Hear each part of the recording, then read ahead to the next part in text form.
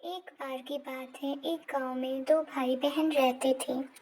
एक दिन उनके पिता को किसी काम से बाहर जाना पड़ता है, पर वो चाहते थे कि उनके जाने के बाद उनका कारोबार कौन संभालेगा। इसलिए वो अपने दोनों बड़े बच्चों को बुलाकर देखो, कहते हैं मैं कि बाहर जा रहा हूँ। आज से तुम दोनों में से किसी एक को कारोबार संभालना होगा।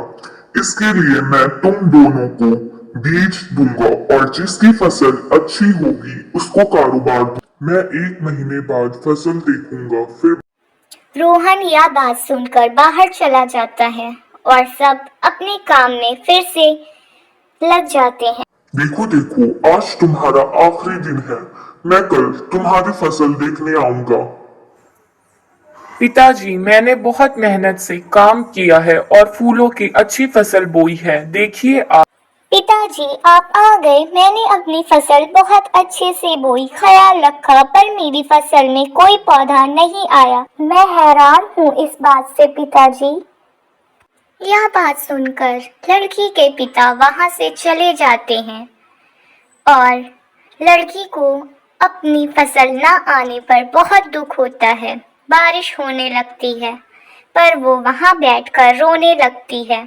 दूसरे दिन पिताजी, इसमें कारोबार के पेपर हैं। आपके कहने के मुताबिक अब ये आप मुझे सौंप दिए। मैं इसको अच्छे से संभाल लूंगा। पर मैंने जो तुम दोनों को बीज दिए थे उसमें से कभी कोई पौधा नहीं निकल सकता था, क्योंकि वो क्यों पिताजी, आप ऐसे क्यों कह रहे हैं? आपके कहने के मुताबिक भाई के फसल में से अच्छे फूल निकले हैं। आप ये सारा कारोबार भाई को दे दीजिए, भाई का हक है।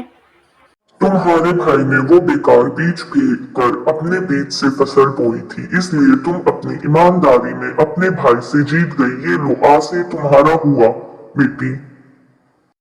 आज से ये तुम्हारा हुआ। आज से सारा कारोबार तुम संभालोगी। इस पर सिर्फ तुम्हारा हक है बेटी। ये लो। ईमानदारी की जीत। धन्यवाद।